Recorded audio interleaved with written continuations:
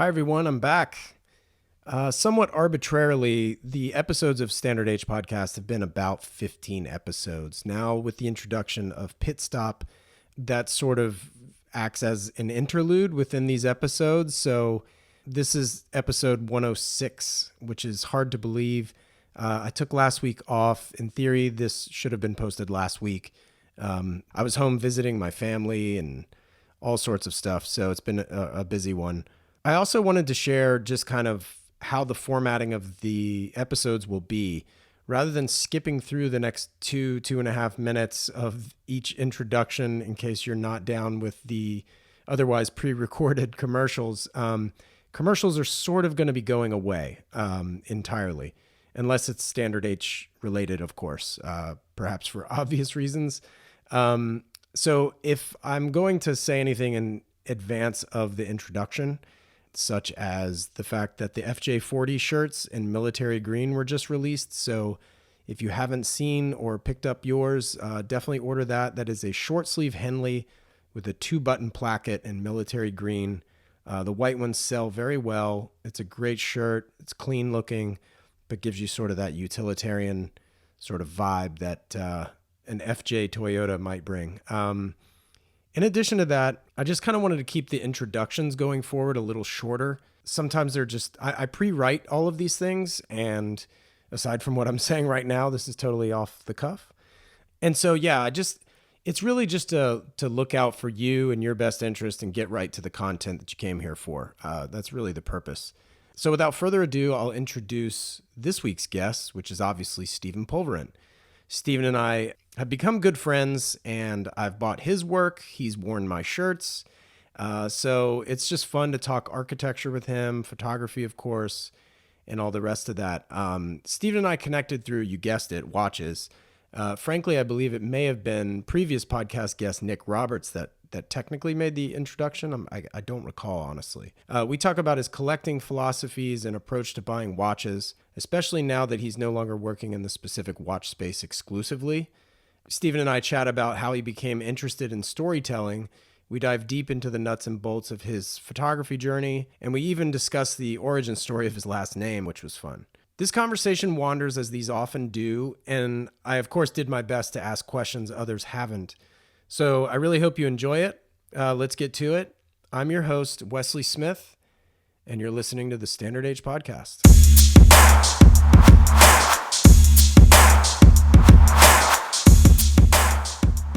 Stephen, great to see you. Yeah, good to see you too, man. Thanks for coming out here. Yeah, thanks for hosting me here in the house, no less, with Daffodil. I wanted to get started. I'm convinced, we've never talked about this, but I'm convinced we met for the first time in either 2011 or maybe 2012 at Pop-Up Flea. It would have been 2012 Pop-Up Flea. Okay. I'm not even certain myself. Yeah. I know Ben was there. I feel like it was basically like a card table type setup. Yeah. With some watch straps and maybe a few vintage pieces. Very few, like maybe a Date Just silver dial or something. This would have been the Pop-Up Flea that was in that garage in Chelsea, right? It was one in Soho. Oh, yeah. Sorry, I flipped the years. You're right. There was the one, it was that like kind of upstairs. Yeah. Yeah. So that would have been either 2012 or it might have been 2013. I can't remember which year was which, but I did those two Pop-Up Fleas early on. But yeah, we had like maybe, I don't know, 24 vintage watches that we'd sourced from people and various just like dealers and collectors and stuff. And then, yeah, we had some straps and accessories. And yeah, those were the good old bootstrap days. Right. Yeah, early days of Hodinkee, needless to say. But aside from the people, I mean, obviously most people will know you on this podcast from your work at Hodinkee, obviously. Aside from the people, like, what do you miss most about working there?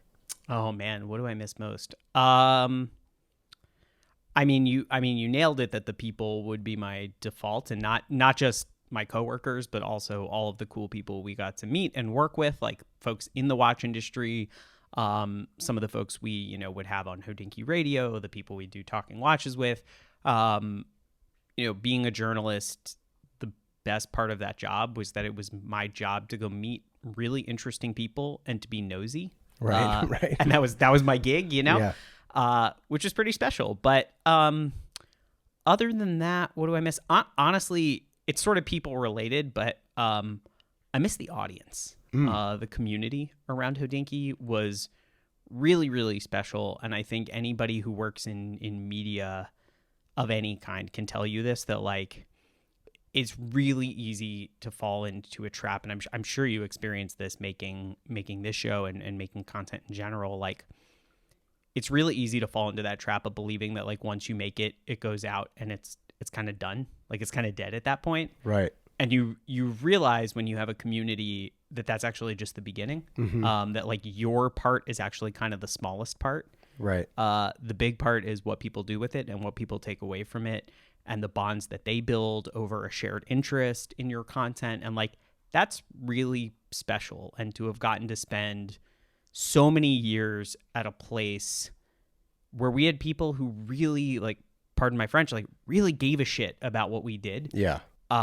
Was such a privilege. And really, I still kind of like pinch myself when I think that like all that time I spent like writing stories about new watches and discussing the intricacies of collecting philosophies and blah, blah, blah.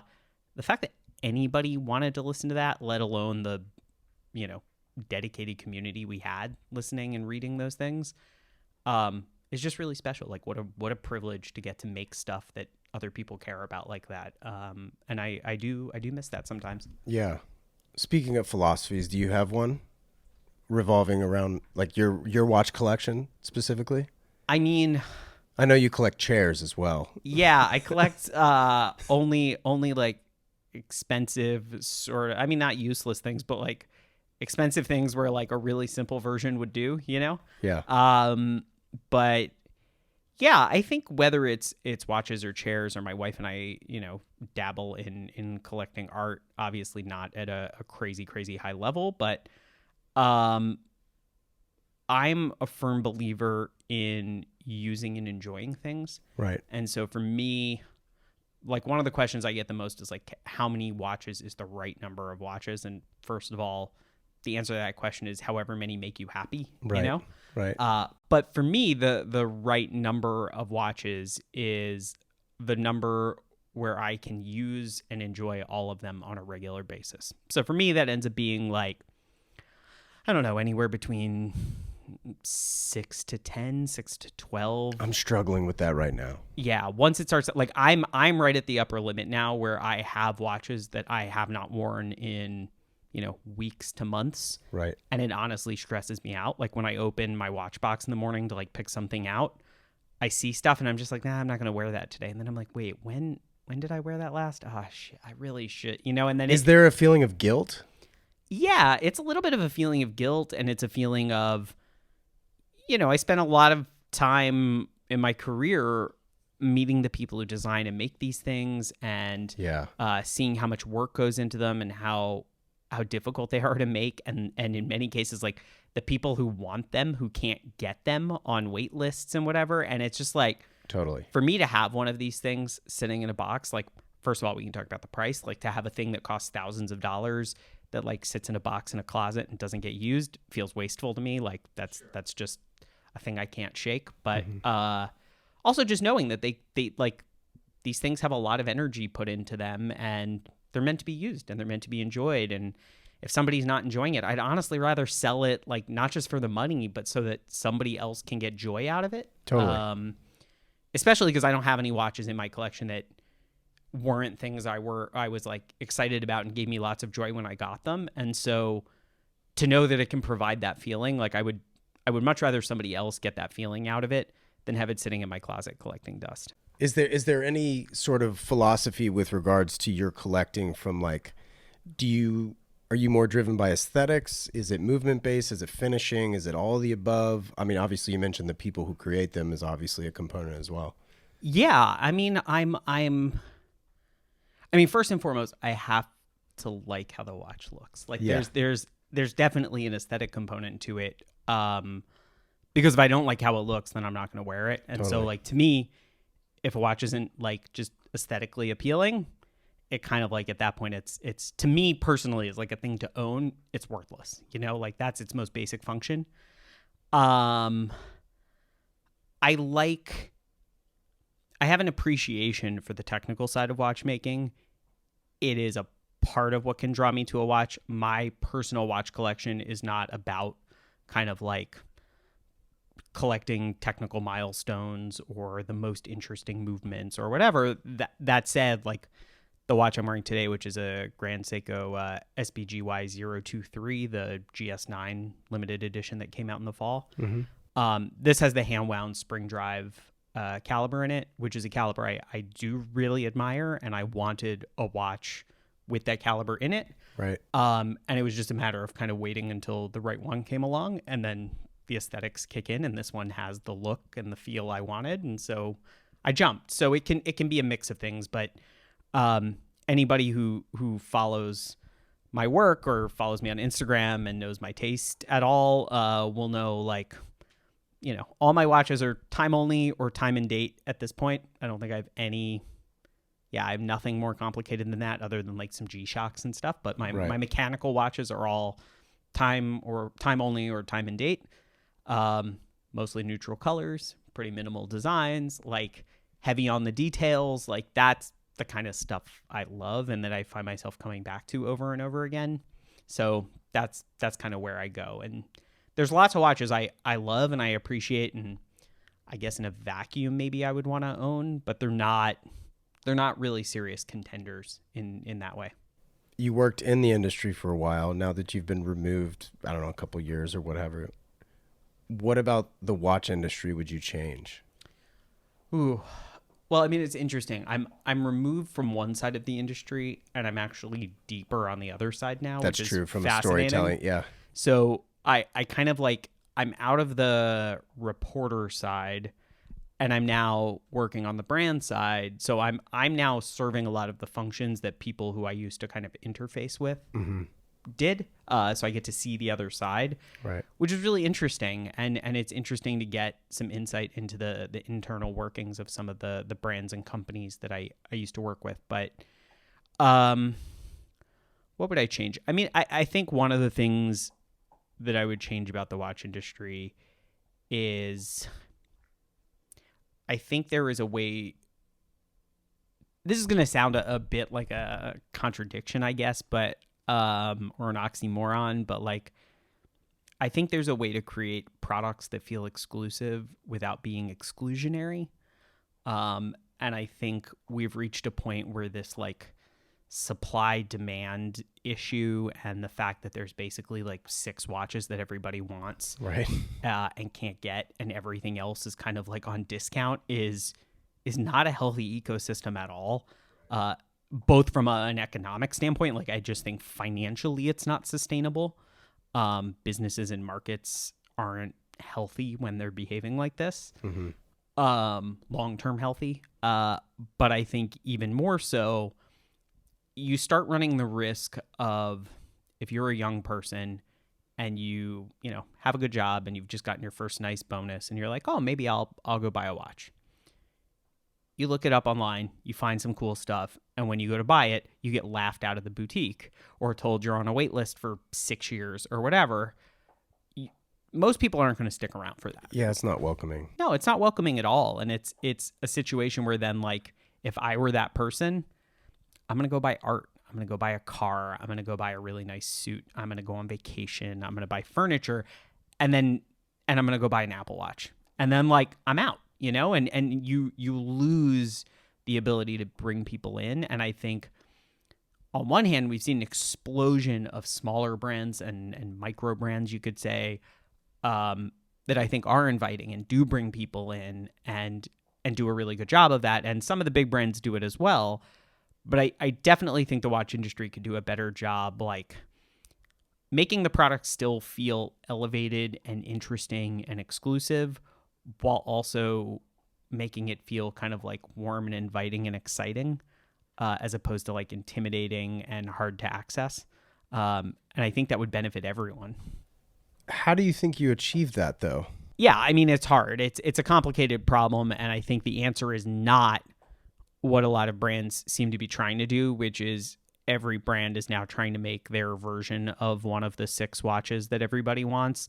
And so it's like, well, if you can't buy X, come buy our product. It's half the price, and we can actually sell you one. They'll look for less. Yeah, and I don't know. That doesn't excite me. Like that, those kinds of products, no matter how well they're done or not well they're done, it still reminds you of the other thing. They just leave me flat. Yeah, I just like I can't get past it. And the handful of times I've purchased products like that, not just in watches, it just doesn't work for me. It just doesn't scratch that itch. And I want to say, if we're talking about integrated bracelet steel sport watches with like blue textured dials and geometric bezels, let's say, there are versions of that made by not Audemars Piguet, not Patek Philippe, that are awesome, that are really good watches and feel incredible on the wrist and look great and are excellent value for money. And I know people who own them, and they're awesome. Yeah. And like, I'm in no way saying that those products are lesser or that somebody shouldn't buy them. Sure. I had a conversation with an executive in the watch industry. I'll leave him nameless so I don't get him in trouble. But he used to be at a very big Geneva-based brand that sells watches, I would say mainly in the $3,000 to $6,000 category. Okay. And we had this really amazing conversation about the watch industry's good ideas. And the concern he had, this was maybe 5-6 years ago now, the concern he had was that if all the good ideas of today are about recycling and reinterpreting the good ideas from 30 years ago, what are we going to do 30 years from now when there are no good ideas from today to recycle? Right.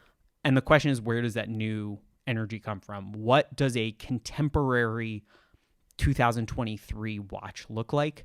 And if the answer is like a slightly shinier, slightly more precision-made version of the 1972 watch, that's less exciting. Dial color. Yeah. And like, I know people love giving AP shit about the Code 1159. And like, believe me, I was on that bandwagon when it left the station, or on that train when it left the station. But like, good on AP for like taking risks and trying something new and doing something that is forward looking. And I mean that. I really give them credit for that. And even if I think maybe there were some marketing missteps, I think the product's actually pretty good, and it's only gotten better with time. I think like the new codes this year are actually sick. Especially the Star Wheel one is awesome.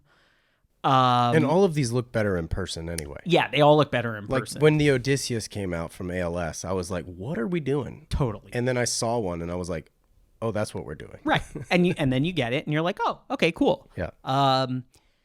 And so, yeah, and I think there's other brands doing that at all kinds of levels. Like, I think if you want to look at the really high end, like, I think the stuff that like Rex is doing with Acrivia and his own brand, like, big fan. Yeah, and those are watches that like they're new ideas. Like they're not Rex making his version of an 18th century pocket watch.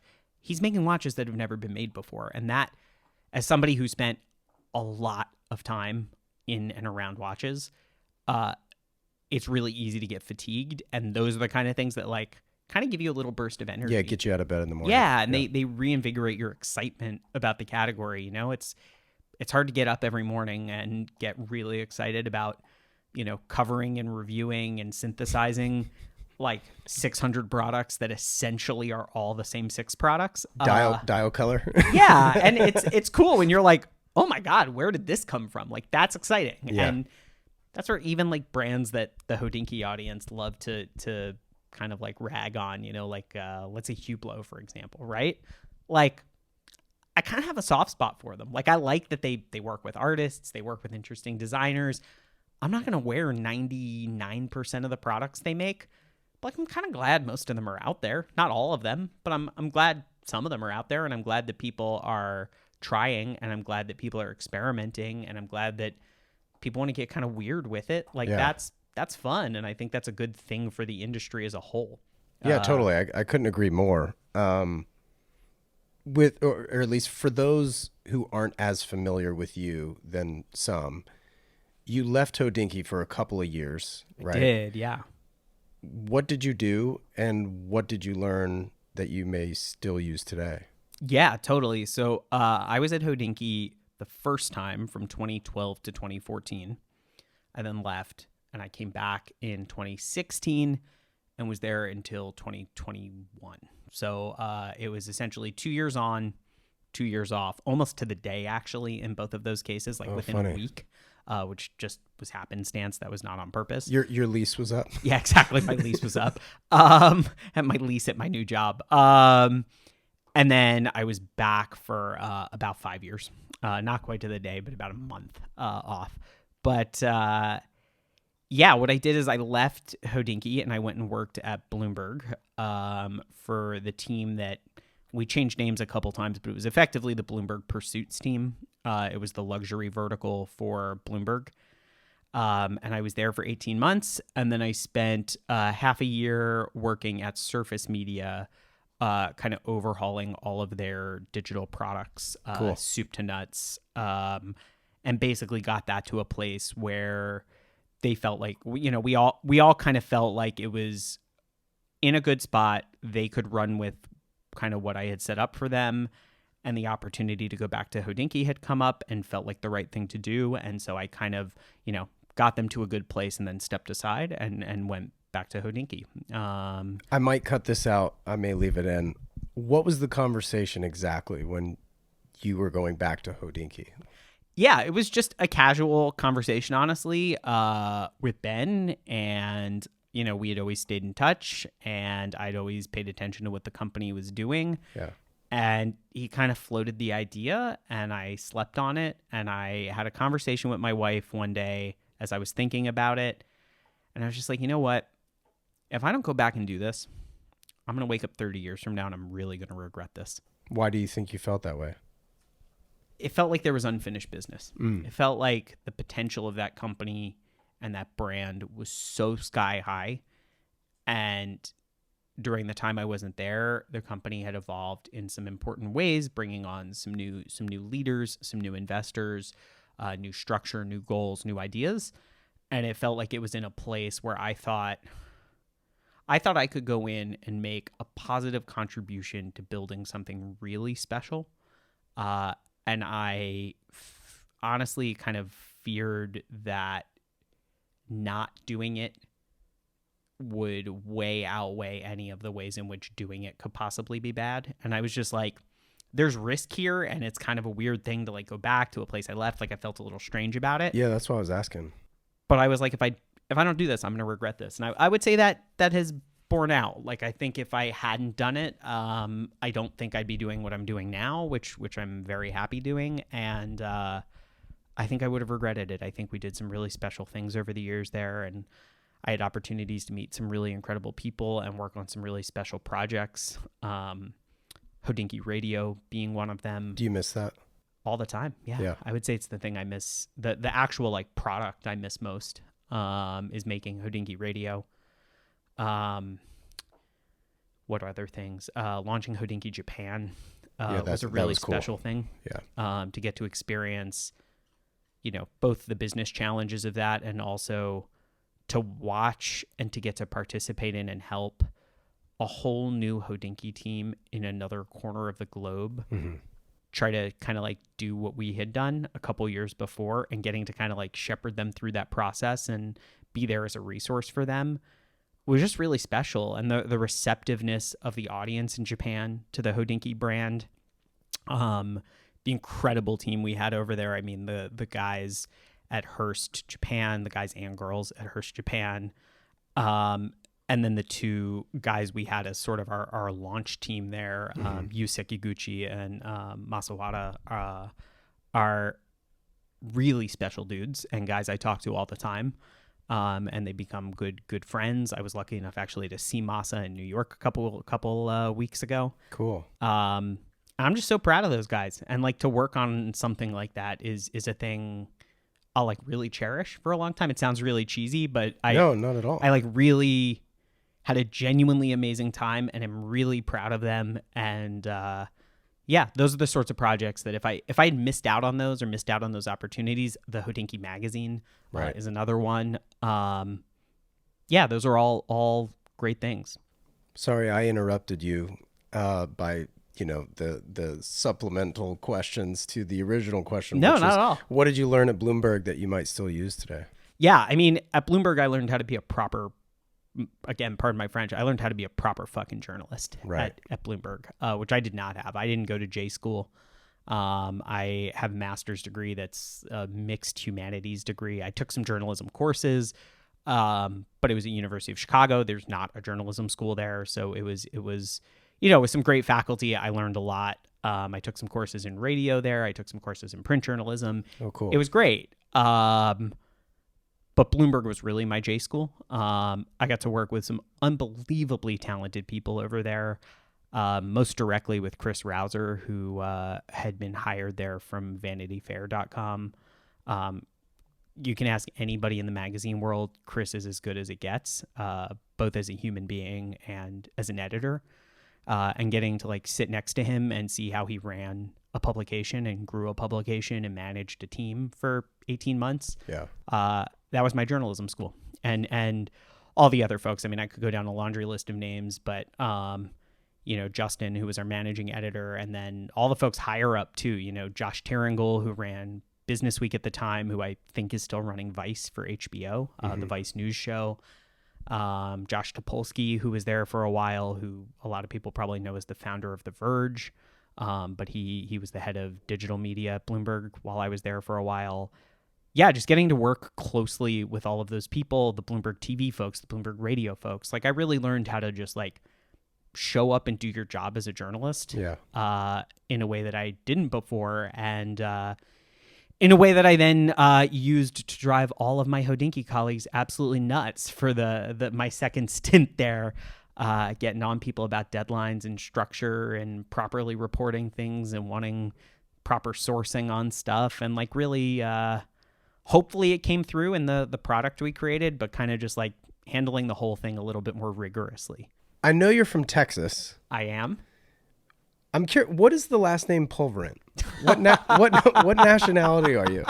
Okay, so the story here is my father's father's father, so my great grandfather, just all through the male line, straight up the male line there, was Giacomo Pulvirenti from Catania in Sicily.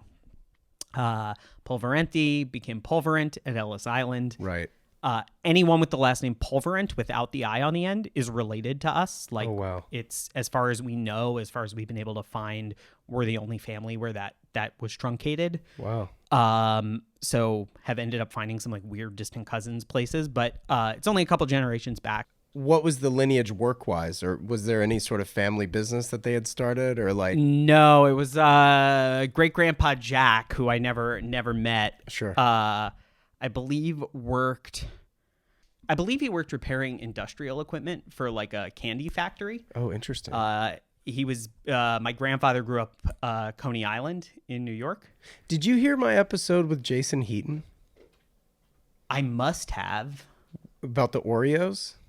I don't remember this. I must have heard this episode. Go back and listen to it. There's a factory with not candy but Oreos. I mean, I guess it's sort of candy, cookies. Yeah, kind of. It's close. And then my grandfather was a CPA on Long Island. My dad's a semiconductor engineer. No, there's no family business. The funny thing is, everyone else in my family, like going back generations, are all like Eastern European Jews. Like it's all like Ukrainian and Polish Jews. Wow. Except for this one great grandfather, which is where my name comes from. So despite being essentially like Ukrainian, Russian, Polish, whatever, Ashkenazi Jew, I have this like Sicilian Catholic last name, and I actually went to Catania when I was in college. I studied in Italy for a summer and went down to Catania, and you open the phone book and there's like, this was back when there was a paper phone book. There were like 6 or 7 pages of Pulvirentes. Smith. Yeah, exactly. Yeah, you can relate. Yeah, it's a name. Pulvis is dust in Latin, like dust or ash. Okay. And it was a common name for people who lived, for like the peasants who lived around the base of Mount Etna. Oh, wow. Because it basically means like the dust people. Like it's the people who lived where like it would ash from the volcano. So, unreal. So you go to Catania and there's a bajillion Pulvirentes because basically anybody whose relatives were like poor 100 years ago, it's everybody's last name. That's really interesting. Yeah. Well, how did sort of the how did you choose the path of storytelling just to begin with?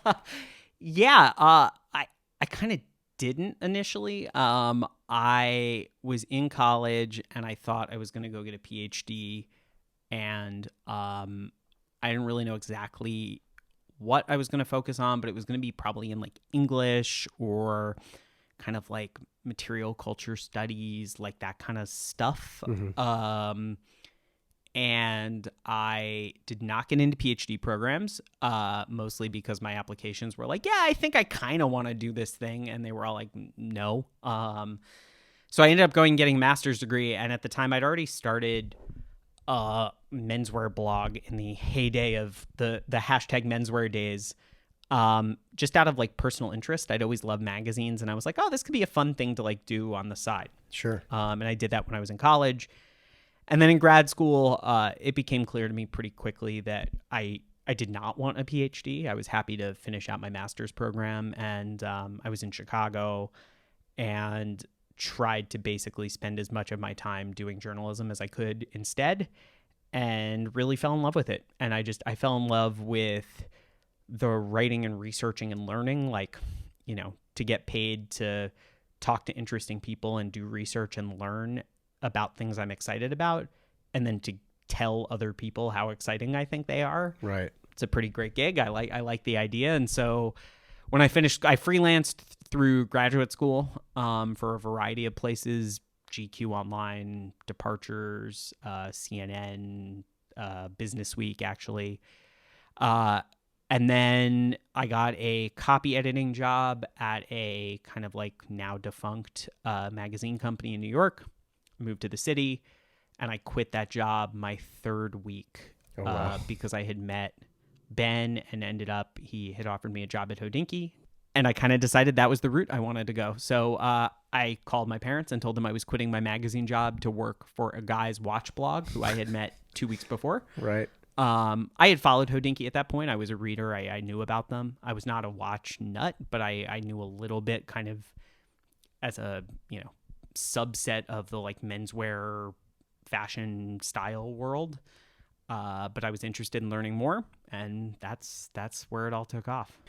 Something that interests me about writing in general, now obviously you're not like a fictional writer, you're a journalist, reporter in some circumstances. Is point of view ever discussed among writers the same way like artists may discuss their point of view, or like a fashion designer can talk about their point of view? Like, is that something you've ever talked about? Yeah, I mean, it's not something I've like sat down with other reporters or journalists Right. and like discussed, but yeah, I think like I always tried to have a sense of why I was making things and who I was making them for, and understanding that it like it's not an art project. Like, I'm not trying to write the great American novel. I'm not trying to write a poem that expresses something from my inner soul. Sure. I'm communicating information, and some of that information may be opinion, but I need to communicate it effectively. I need to know who I'm speaking to. I need to have a sense of what I'm asking of my readers in terms of like time and emotional commitment, or my listeners or viewers, whatever kind of product I'm making.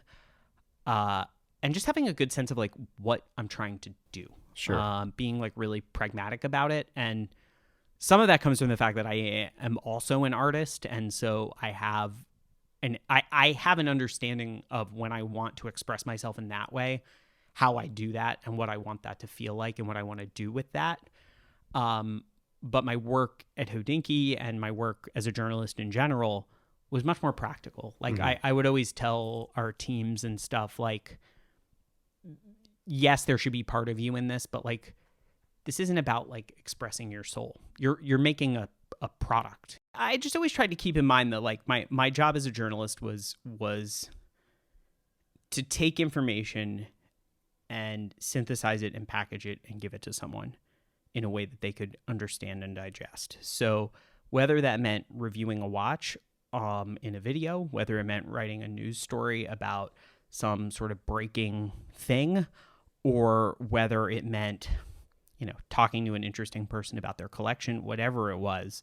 Or when I was at Bloomberg and doing some tech reporting, whether it was like, here's the new iPhone, here are the 6 things you need to know, like it can be really basic, but having that understanding, I think, gives you the perspective to say like, okay, it's never going to be perfect. I'm always going to have revisions and things I can make. But my goal is to get, I have an idea in mind of what I want to do. And my goal is to get as close to that as possible and to deliver as much value as possible. And for me, with my journalistic work, I always thought the thing I wanted more than anything else was for the people consuming the stuff I was making at the end of it to feel like they got what they wanted. I feel like that's probably similar to like musicians writing a song.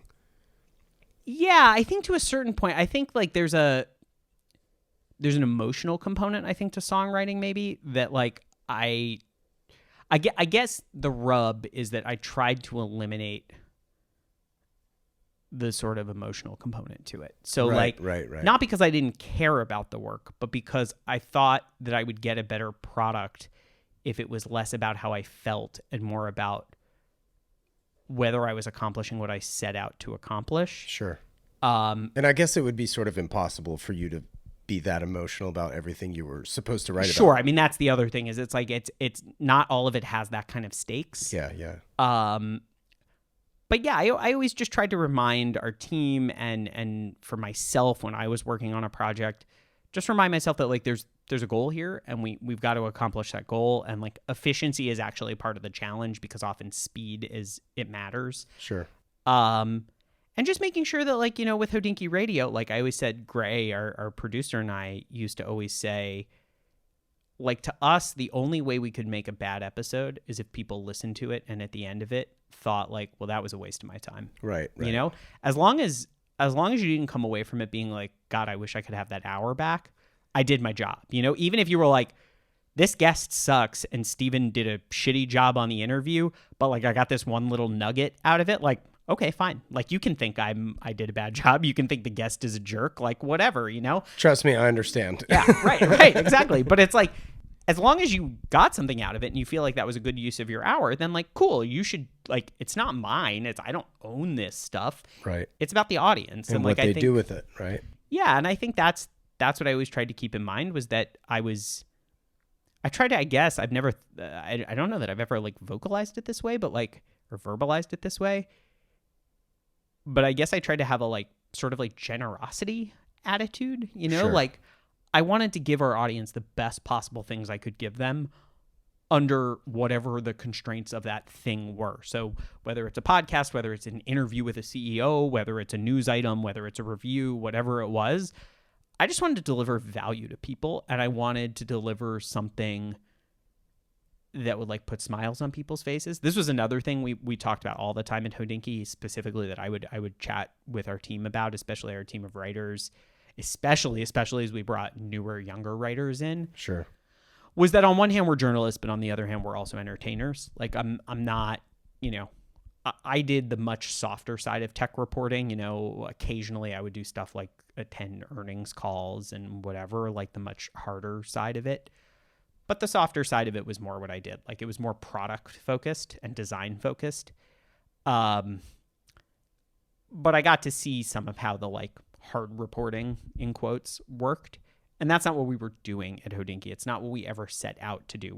We wanted, Ben would talk often about like, we're not Women's Wear Daily, we're Vogue. Like it's about context and about point of view and about personality, not about the trade. And not like, can we get you every fact and figure and help you make financial decisions and whatever. Like that's part of it, I guess, but not the main point. Right. And so we would talk about like, we're entertainers, like if a lot of our readers are people who had jobs that maybe they didn't love, or maybe they were totally fine with, but it wasn't their whole life. And reading Hodinkee or watching one of our videos or whatever was a chance to escape and a chance to indulge their passions. And if we could put a smile on those people's faces, like that's great. Getting to wake up every day again. I was saying earlier, getting to wake up and have people like give a shit about the stuff you're making is a privilege. also like what a privilege to wake up every morning and know that the stuff you're doing is in some cases the best part of somebody else's day. It's their 10 minutes of escape. It's the 15 minutes they get to watch a review of a watch they've always wanted to see that they just couldn't get their hands on and whatever. And it's like, what a special thing to be able to give to other people and to have fun while making that stuff. Like, come on, you can't get any better than that. Like, what a privilege. I heard a quote the other day, and it was basically distilled down to, or I will distill it down to, you don't have to do this, you get to do this. Totally. You know what I mean? Totally. And I feel like anybody who's listening, if you work the job where you feel like you have to do that, I'm deeply sorry, because like, yeah, we should all be in places, God willing, that allows you to get to do what you want as opposed to have to do what you quote unquote want. Totally. And I'm very fortunate, even though my job has changed substantively, that I still get to do that. Right. Yeah.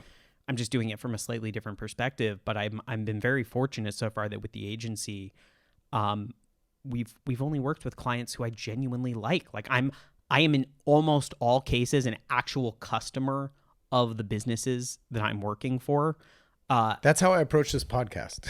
Yeah, no, it's a great I'm attitude. Interested in the people I'm interviewing. Exactly. First. Yeah. If you're not going to be, then like, why do this? And like, you're also probably, if you're not going to do a very good job, because there's somebody out there who's going to be more interested than you who would do a better job. Well, and that's why I always get nervous when people pitch me ideas on who to interview. Yeah. Because it's like, but I don't know them. So you're not going to get the same interview out of me. Right. It'll become Women's Wear Daily, right, where I've got to like consult their Wikipedia page and then talk about it that way. And that's just not natural for me. Totally. And like, I love the episode you did with Jay recently from Modernica, thanks, right? man. Like the fact that, and you deal with it in the intro, like even the circumstances of you meeting him and doing the interview came about through shared passions and through happenstance. And like, that's super cool. And I think that's enthusiast media, and it was a cool thing to be a part of there for quite a while, and to get to hopefully pioneer certain things, and other things get to ride the wave. And we were really lucky at Hodinkee that there was a really great crop of specifically other New York-based media businesses from around the same time, where we could all kind of like support each other and, you know, play in the same sandbox and grow and learn from one another. And it was really fortunate. Like I'm very thankful for all of the folks that I learned from through those circumstances, and who we got to kind of like attend the same events and, you know, interact with the same audiences or intersecting audiences at least. And yeah, it was just, I think, a really kind of special moment in media to be able to be a part of. Yeah, totally. Well, speaking of perspective and point of view, when did you start shooting photography? Yeah, I've been a photographer way longer than I've been a writer, at least in terms of how I like identify. I started making pictures, I guess in a serious way, I was probably like 11 years old, maybe 12 years old. Okay. My grandfather my mother's father gave me his old camera. It's a super classic story. It's a Minolta 7S rangefinder. I have it. It's not out in the studio right now. It's put away, but I do have it here. And yeah, I took it home. It worked. Got a new battery for the light meter and went to town. And sweet. That was it. I was off to the races. And, you know, learned, I learned at the time it was all film, was shooting black and white Kodak, you know, film. It was a huge deal when they started making black and white film that could be processed by the color machines at like a drugstore. Mm-hmm. Because as a kid, it meant I didn't have to beg my parents to spend the like $18 a roll to have somebody fancy develop it. I could like take it to Costco and for $2 get a roll of film developed. So I was just shooting film like a madman. Like I was just crazy. Going nuts. And then I shot for my high school yearbook. Cool. Growing up in Texas, shot sidelines at a lot of football games, you know, Friday nights, go to the field, get myself set up there on the sidelines and was shooting football games through high school.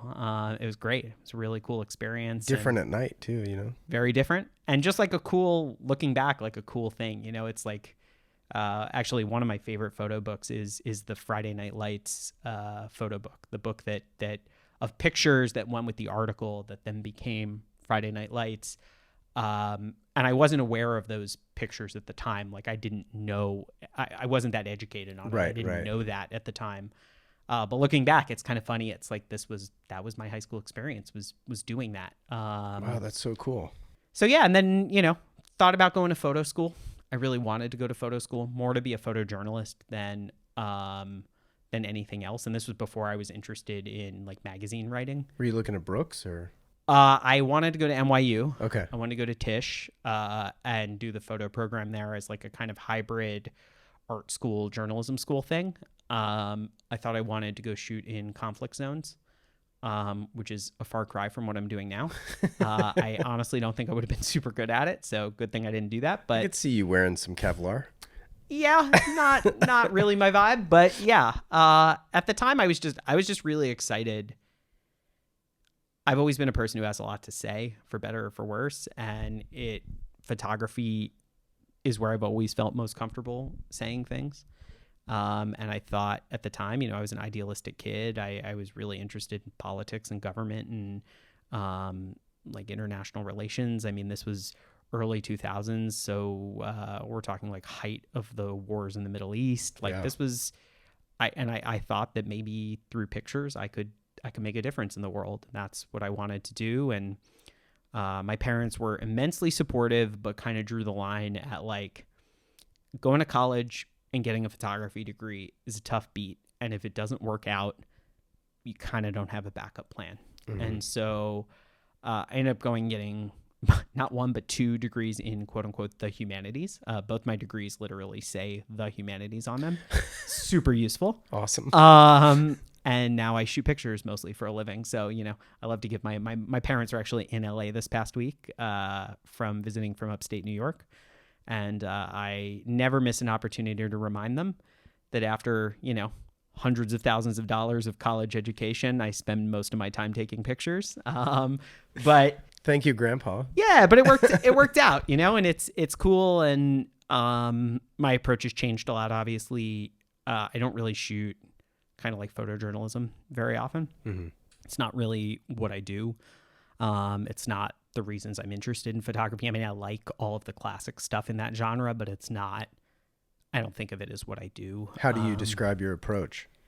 Yeah, I'm much more like when you leave the house with your whatever M6 or whatever you're using currently. Yeah, I am not a photographer who has my camera with me all the time.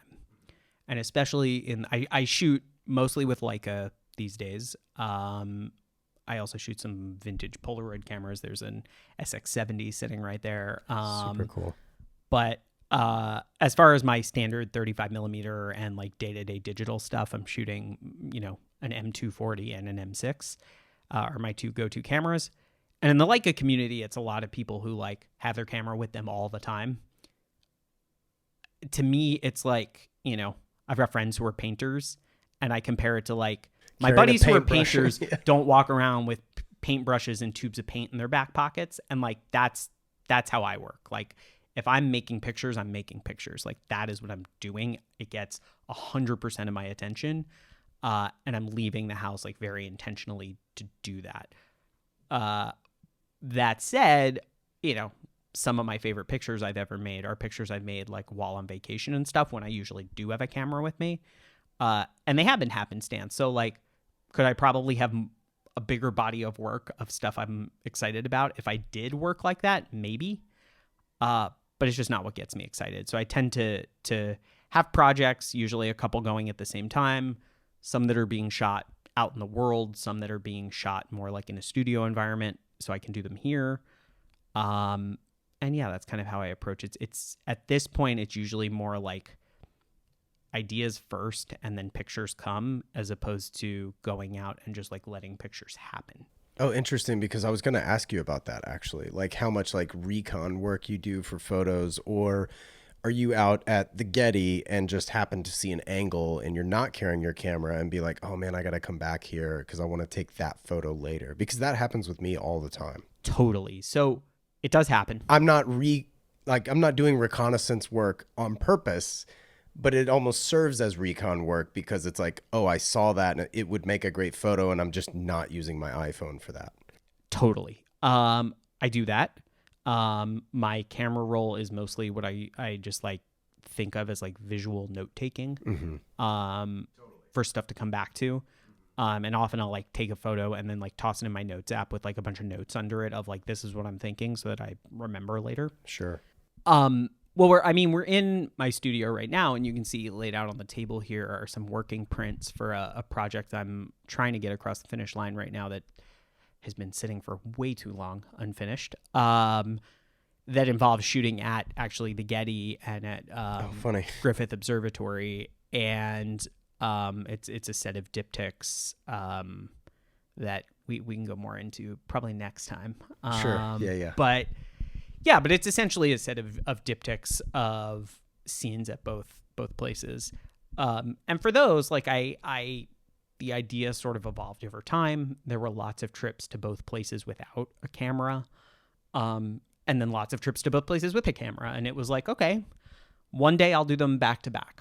One day I'll go to just one. One day I'm going to go late in the afternoon. One day I'm going to go super early in the morning to get different light and also to just like have myself in different headspaces to try to see what I could get out of this. That's really cool. And then it's a lot of sitting in Lightroom and going through selects and pulling things out and saying, I like this idea, but I don't like the execution. So next time I go back, here are some notes. I'm going to try to do this. It's like, it's really boring is probably the wrong word, but it's like kind of methodical. It's not like I'm like wandering around and just letting it like come to me and it comes out of the camera exactly as is. Like there's minutia involved. There's minutia, and some of these pictures are the like second or third attempt to execute on an idea. Like something caught my eye, I made a picture, and then I was like, I can do better than this. I can get closer to the thing I want. Well, it's kind of like hunting, right? I mean, you don't kill with every shot.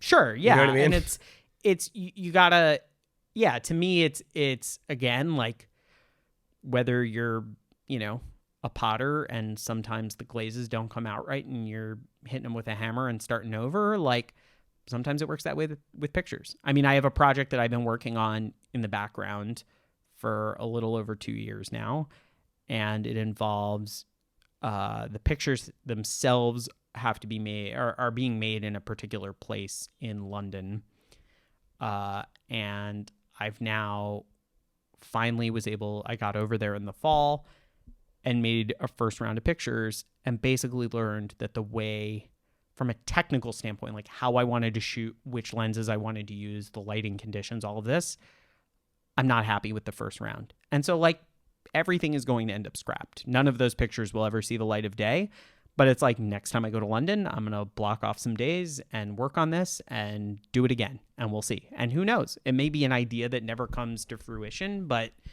for me, that kind of like seeing and thinking and then seeing again, like that back and forth is really fruitful and important for me. And that's where I find the pictures go beyond looking good and they start to like mean things and feel good.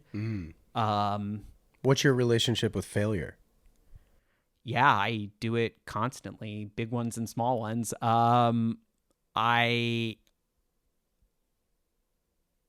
I'm somebody who highs and lows I feel deeply, both. But I have gotten better as I get older at smoothing out the curve between the two so that it's a little less like up, down, and a little more like, all right, we're riding these waves. There's going to be ups, there's going to be downs. It's not Everest, it's Appalachia. Yeah, like exactly. Like we're going to enjoy the highs, but we're not going to let ourselves get too crazy. And then when the failures come, we're going to know that as long as I keep pushing forward, that like another upswing will come, And yeah, I mean, I'm extremely detail oriented. I'm extremely type A. And so I'm somebody who is naturally reticent to put things out there that I don't feel really amazing about. And Right. I'm also the sort of person prone to like never feeling really amazing about things, to like always thinking they're slight failures. You're an artist. Yeah. I know that feeling as well. Yeah, an artist, and also like a little bit of like a Neurotic. type A, high anxiety perfectionist. But I've talked to friends who are working artists and have gotten some pretty good advice from them in various areas, especially in terms of just like sometimes work comes out and you just have to push it off a cliff. Like you just have to put it out in the world and see how people react to it. And like sometimes people might hate it. Sometimes even worse, people might not care. They might just like not even notice. Yeah. And that's fine. And you learn from those things. But what you don't learn from is hoarding work in your studio and never showing it to anybody. And so I've really tried, especially so far in 2023, and I'm going to continue to into the future, try to like take those leaps a little more and push stuff out into the world, even if I don't feel amazing about it. Post a little more, like not even like candid stuff, but just like post more like in process stuff online, just to take temperatures, and also just to get myself used to the idea of just like pushing stuff out regularly. Because if you don't, then it's just a pile of paper in this room and nobody ever sees it. For those who follow me on Instagram, has probably seen snippets. You've seen more than just snippets of my home renovation. And there's something that's like done, looks good. Yeah. You know? Yeah. And I'm sure you can relate. For those listening, though, what is a diptych? Oh, a diptych, it's two pictures side by side. So these are basically pairings of pictures made at the pictures on the left made at the Getty Center, and the pictures on the right made at the Griffith Observatory, and sort of a like east-west orientation. And the pictures are, I'm still working on the exact details, but the pictures will basically be framed together. So they will be, single works. It's two pictures, but they are meant and will be consumed together. They're not separate pictures. Can I cheat and ask a little more in-depth question when things are okay? So for those who don't know LA, Griffith Observatory is on the eastern side of the city. Yes. Whereas the Getty's on the western side of the city. Yes. How are you displaying them, showing them with regards to where the sun is, for example? Are you showing it to where they have the sun in the same place, or just illuminated the best? No, it's Does that make sense? Yeah, it does make sense. I see what you're saying. That's as if they were taken on the same day at the same time. Yeah, that's not a concern with the project. It's more about the sort of visual languages of both places. Cool. And the way that the visual languages of both places inform. So there's nothing time related. No, it's much more about the sort of physical shape of Los Angeles, and the physical shape of these two iconic places, and the ways in which their forms and the relation between their forms, and the relationship between the purposes of these two places as two sort of different types of cultural centers, can give us some insight into the broader sort of feel and landscape of Los Angeles. Do you take architectural tours of these places to further learn, or are you doing reading online, or is this all just your innate reactions based on what you're seeing?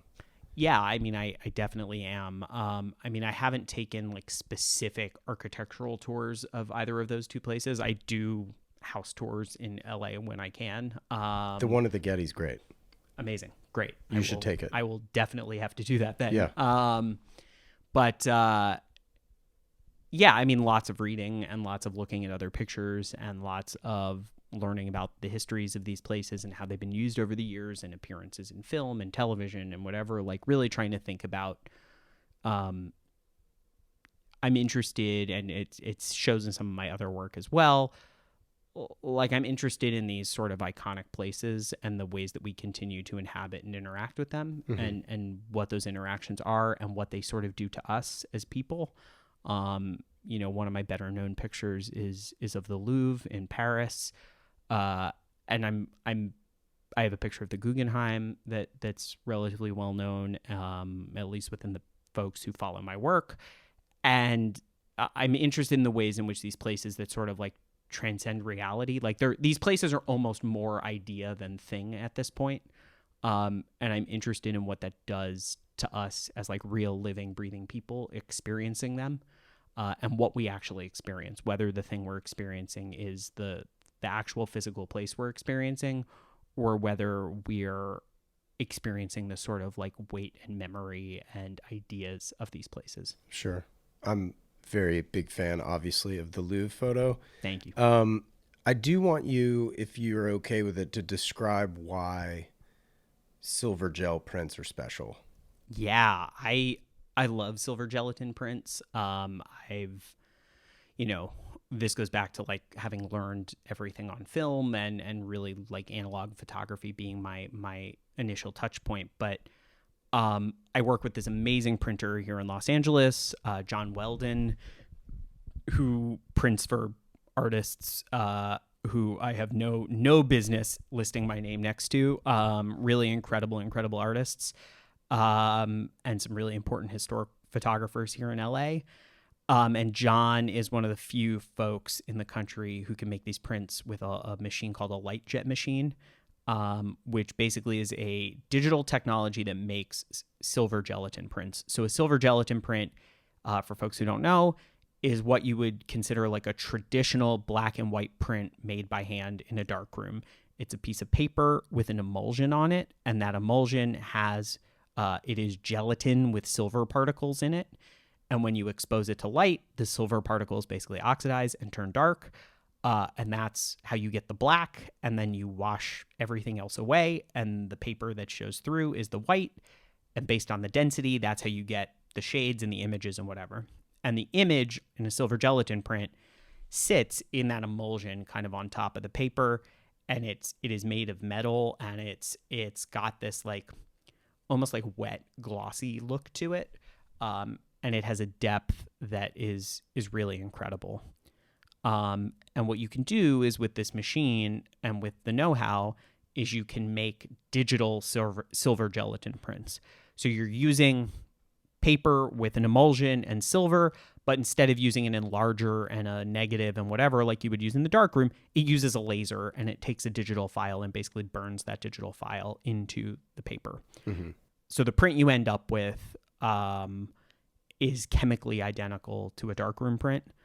It's just made in a new way. And there's only a handful of people who can make these prints. And John does an unbelievable job. And really, the edition I issued of that Louvre picture in silver gelatin, like when John showed me the first version of the final print, I was like, this is how the picture exists in my head. Right. And like now I can have it, printing it. I make my own pigment prints here in the studio. And they're great, and for a lot of purposes, I think they're the right thing. There's certain pictures where when you get a print from a real master printer and they've done an outstanding job, it hits different. Yeah, for sure. There's so much depth to it, and I don't know, for those listening, I bought this print from Steven a while back, and one of the major contributors as to why I bought that print, as you may recall, is the weather when I visited the Louvre in 2002 was very similar to the photo that you shot. And I wasn't in that part of the Louvre, I guess, where you were. So I had never had that perspective and that quite literal view that you took that from. But the weather was identical. Yeah. And so it transports me back. It's good to hear. That makes me happy. 21 years at this point, that makes me happy. Crazy. Yeah, I love that picture. It's one, again, I'm somebody who like can almost always find fault with my own work, and I'm never like fully happy, even when pictures are quote unquote final. Yeah. That's one I love. It's one, and especially as a print on a wall, it like really, it hits right for me, and it's the sort of work where when I see it, I'm like, more like that, please. That's the kind of stuff I want to be doing. So the dynamic range of your camera, obviously, you either get blacks or what have you, but like, is that printing, does that lend itself to that, to kind of exhibit that attribute of the camera, for example? Like if you have a monochrome versus maybe something else? Sure. So you can do all kinds of things. I think, I love gear. I'm naturally like a gearhead. But it's actually similar to at this point how I kind of build my wardrobe, which is that I put a lot of work in up front and then I never want to think about it again. Right. So I'm really great on like, for clothes, like doing all the research, trying stuff on, making sure I know where things are made, that I'm happy with them, that whatever. But then once they're in my closet, like I don't want to have to think about how I'm getting dressed. Like everything basically goes with everything else. And I want to just be able to kind of like pull stuff on and have it work and have it feel good. Yeah. And I'm kind of that way with photography too, where like I'm going to know everything about the camera before I buy it. But once I buy it, I don't ever really want to think about that stuff again. Sure. I try to spend as little time as I possibly can on post-production. That's not kind of what gets me excited. Right. But in terms of, you can find various combinations of ways to shoot, gear to shoot with, film stocks, printing methods, all of that, to get different results. So, for instance, the picture of the Louvre that we've been talking about is a 35 millimeter negative. I believe it's a Tri-X negative. I shot both Tri-X and FP4 on that trip. I believe it's a Tri-X negative. I could check. I have all my negatives in that drawer, but yeah, and I basically had it drum scanned at an extremely high resolution again by my incredible printer and lab. And it's a gigantic file. The version with layers, it's a 4-channel TIFF. And the 4-channel TIFF is, I think, 1.2 gigs. It's an absolutely gigantic file. You can see every grain of silver on that negative. And cool. Honestly, you could scan it higher res, but I didn't because I have no interest in printing it that big, and there's no reason to have a file that big. It just makes it difficult to work with. So sure. But I can print that picture up to about 60-ish inches on the long end, probably 72 inches even if I really wanted to. And it'll look great. So it's the kind of thing where it's 35 millimeter negative, so it's actually not that much information. But if you scan it at a high enough resolution and you treat the files right, and then you have a printer who knows what they're doing, you can really get a lot out of a little. But to your point, like, sure, if you take the monochrome and get a really great file and then have a Digitech who really knows how to pull the most out of that file and then hand it off to a printer, like, basically at this point, the cameras are good enough and the printing technology is good enough and whatever, that if you're a real expert at each step along the way, you can pull a lot out of these pictures, which is also an interesting challenge in that you could get bogged down in that stuff forever. Sure. And I'm prone to like wanting to kind of get bogged down in that stuff sometimes. And it's, I have to kind of force myself to remember that like, that is a finishing touch if I want. That is not what like makes a picture good or not. And so it's a good reminder to me to focus on like the content and the ideas of the pictures, as opposed to like whether the micro contrast is 90% of the way or 100% of the way to what I want, or whether the, pixel density on a particular sensor or what the dynamic range is of a particular camera. I can use all those things to my advantage, but only if there's a real advantage. Otherwise, it's kind of all noise. Sure. Yeah. Well, let's talk about Rime and Reason real quick. Yeah, sure. What are you doing? Yeah. So when I left Hodinkee in August of 2021, I founded Rime and Reason, which is my creative agency. And basically what we do is, the short version is, we help consumer brands tell stories about their products and build audiences who will care about those stories. So that can mean working on advertising campaigns. That can mean working on events, like in-person events. It can mean digital events. It can mean social media. It can mean photography and video production. It can mean brand consulting. It can mean all sorts of things. But basically what we do is I tell people that if you are running a high-end consumer brand and you want to tell compelling stories about who you are and what you make, and you want me to find the best people for you to tell those stories to, that is what I can help you do. Sweet. And it's so far been a really exciting journey, and it's been a really exciting way to take really the exact same skills of what I was doing when I was a journalist, and kind of flipping it around. So instead of having a built-in audience and trying to find the products that can deliver a particular perspective or point of view or values or whatever to that audience, I'm starting with the products and the brand and saying like, okay, who cares about this? Who are the right people to get this in front of, to create sales, to create community, to create passion, to create word of mouth, whatever the brand and the company's goals are. I first have to figure out who cares. Right. Then I figure out how to get to those people. And then we need to make things that are going to get those people excited. And that's, and some clients, it's a small facet of that. You know, there's some clients where we help them with written content. There's some clients where we do just social media. There's some clients where all we do is help with live events. There's other clients where, you know, I've had clients with the agency where we do everything. We do their email marketing, creative direction, e-commerce, photography, the whole 9 yards. Like basically anything you see from this company public, we touched. You're the filter. Yeah, anything that's not the physical actual product. Like I don't touch the product for this brand, but like they hand me product for the next 6 months, and it's like, how do we get this out in the world? And that's what we do. That's cool. Yeah, it's been a lot of fun so far, and I've been really fortunate to only work with companies and people I like. Right. And people who kind of get what our value add is. I mean, the agency is just me full time, but we have a great network of freelancers and collaborators and even other agencies, you know, a video production agency or a PR agency who I can pull in as needed to deliver that value for clients. And so it's lucky that the folks who hire us want our perspective. And for the most part, like really let us run with it, which is great. It allows us to do work that I think delivers a unique proposition for the client and is way more exciting for us to work on than just kind of ticking the usual boxes. Sure. Well, I got to know, how does a kid from Texas get into hockey?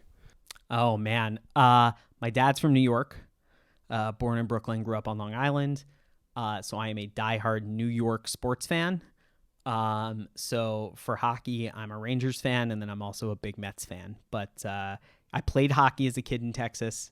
It was not huge at the time. Now hockey is gigantic in Texas. Sure.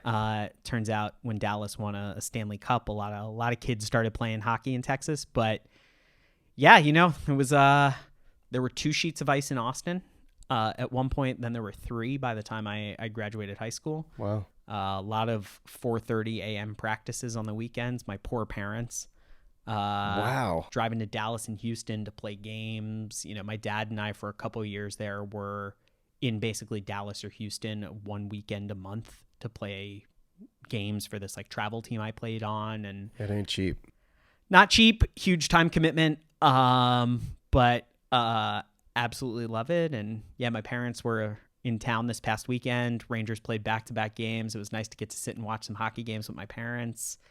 And then, yeah, the Mets are just about to start. So soon I'll have baseball season to be stressed about for the next, 8 months. Yeah, right. Yeah, totally. Well, we still got to get you down to a Padre game against the Mets. Yeah, Mets. Well, I will say the last Mets-Padres game I went to at Citi Field in October did not go so well. So I apologize. I might take some time off from the Padres for a little bit. But, yeah, the last one I went to, Joe Musgrove made my night pretty miserable. But, yeah, it's fun, you know? And it's kind of funny being out here. I mean, my grandfather was a Dodgers fan back when they were in Brooklyn. Sure. So yeah. It is, you know, I've been to some Dodgers games, and it's, you know, feels a little bit like it's the family team still. Right. Okay, so what's the Grail watch? Oh man, what's the Grail watch? Wow. I mean, you would think that I would have a standard answer to this question by now. Like I've only been asked this question like 9,000 times. Yeah, but it evolves, I'm sure. Yeah, what's the Grail watch? Honestly, I think I know what your Grail watch is. Yeah, I wonder if this is what you're thinking, but in a funny way, like I kind of own my Grail watch. Okay. I have an early 1016 Rolex Explorer on a stretch bracelet. It's gilt dial, exclamation point for the real nerds. I love it. It's just like, I can't imagine needing more watch than that. that said, given the prices and what's going on with the market and stuff, like I bought it when it was still like kind of affordable. Right. And now I'm like a little more worried about wearing a like slightly delicate vintage Rolex around too much. I still wear it, but not as much as I should. Did you get it for like an event or an occasion, like a celebratory type of marking, anything? No. Okay, got it. I kind of always wanted one, and somebody made me an out of the blue offer on my GMT that I had at the time. I had a vintage Rolex GMT, a 1675. 1675, yeah. Pepsi bezel. It was full kit. So inner box, outer box, hang tags, price tag. It was all the paperwork. It was literally everything you could have other than the sales receipt. Right. I didn't have the receipt from the store, but I had everything else. Cool. And a dealer friend happened to have a client who was looking for one and knew mine from Instagram, and basically was like, "Can you get me this watch?" And they said, like, "I'll try." And they called me, and it was an offer I couldn't turn down. And it turned out this Explorer was available somewhere, and I basically was able to do like a swap plus some cash and make it happen. Not from the same dealer, from two different dealers, but okay, it was kind of an opportunity to go from a matte GMT to a gilt 1016, and I was like, all right, this will be fun, let's try something new. So yeah, kind of came out of nowhere. I thought you were gonna say 2526. I mean, that's one of the other options, right? Is like I go back and forth between whether I'd want the rarer white gold or the, I think, actually prettier yellow gold. But like a yellow gold 2526, a Chronomet Contemporain. Yeah, well. To bring up Rex again. Yeah. A Roger Smith Series 1. I mean, again, I got into this through the world of like artisanal menswear, handmade shoes, bespoke suits. I despite being an artist, like, I'm not good at making things. Like, I'm not handy. I'm not good with my hands. I am so interested in and deeply envious of people who can like have things in their head and like bring physical objects into the world that are beautiful and like make other people happy. Mm-hmm. And so the watchmakers who are doing that today, I'm just so in awe of them. Do you have bespoke shoes? I do have a pair of bespoke shoes. I've never had a pair made. That's like a bucket list item for me. They're pretty great. Who'd you have make your pair? I have a pair of ankle boots from like Chukka boots from Cleverly. Okay. That are really, really amazing. I don't get to wear them nearly as much as I wish. They were much more wearable in New York. Sure. They're like a little too dressy for casual wear. It's not good in the sand. No. They're also just like, they're a little too dressy to wear with casual clothes and a little too casual for the times I have to wear a suit here. Right. I feel like in LA, I only need to wear a suit when I need to be like really properly dressed up. Mm-hmm. Otherwise, I'm in like, today I'm in like chinos and a hoodie. It's definitely, they're too dressy to wear with chinos and a hoodie, but like not usually what I want to pair with a suit. So I don't get to wear them as much as I wish, but they're pretty special.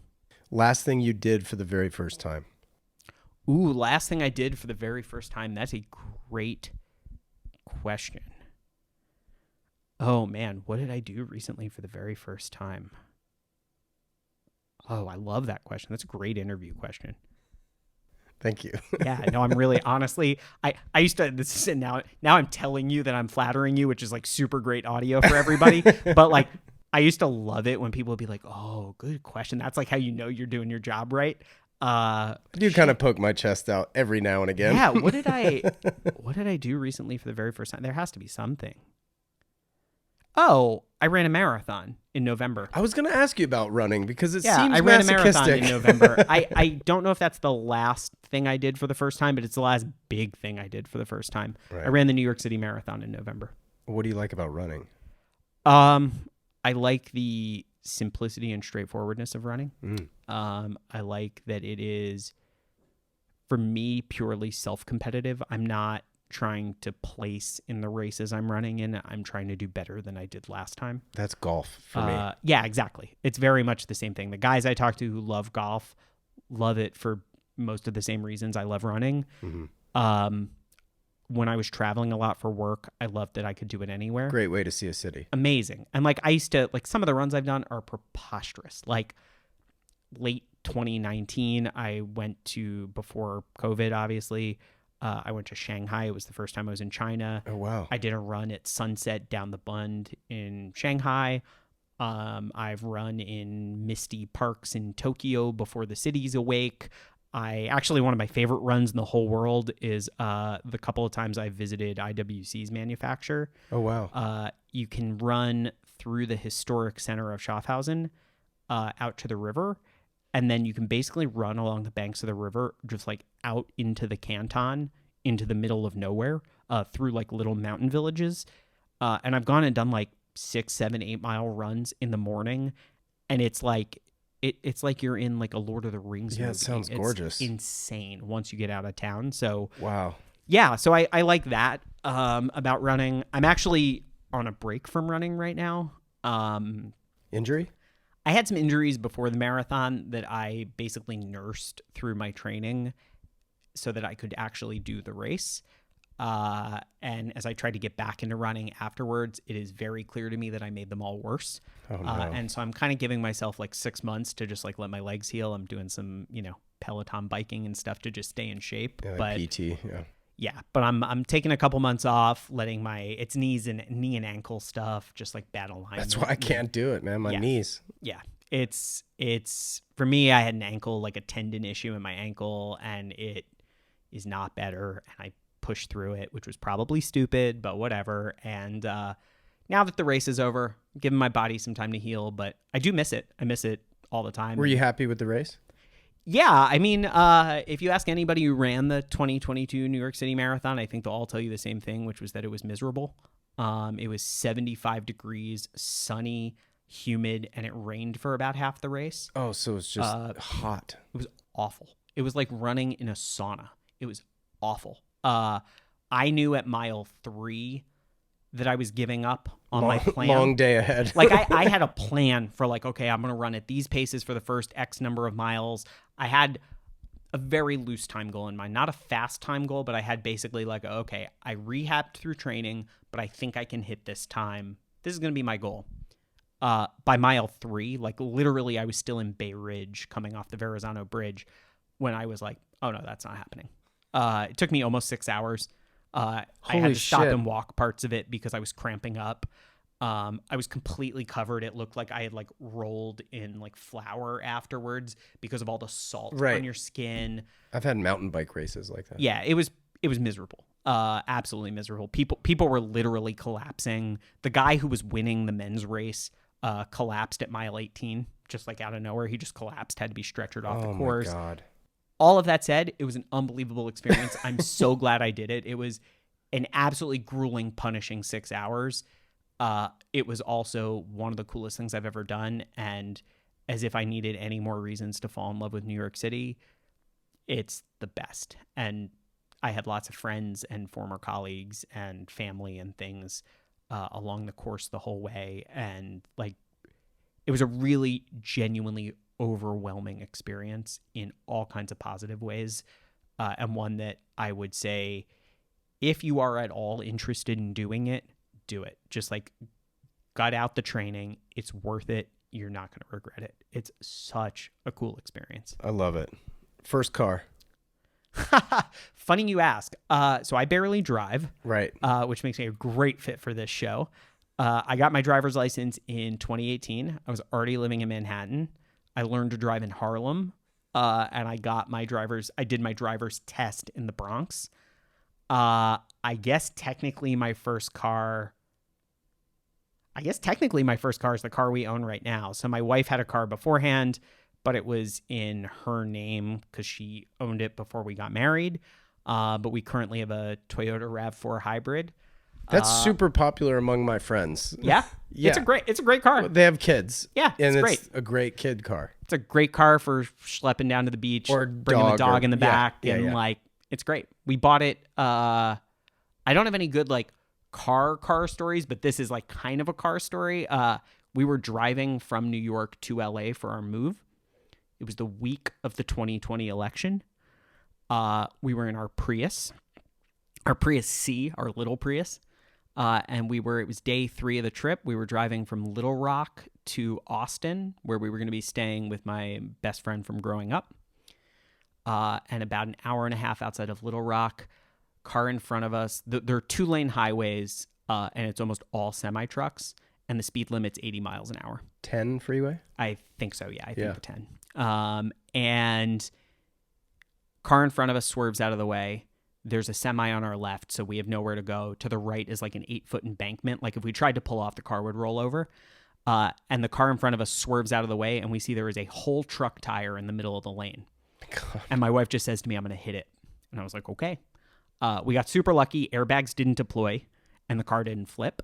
2 things that people loved telling us all about afterwards. They were like, oh, you're so lucky the car didn't flip, or oh, you're so lucky the airbags didn't go off. I'm like, okay, cool. Thanks for telling me. Broken nose, potentially.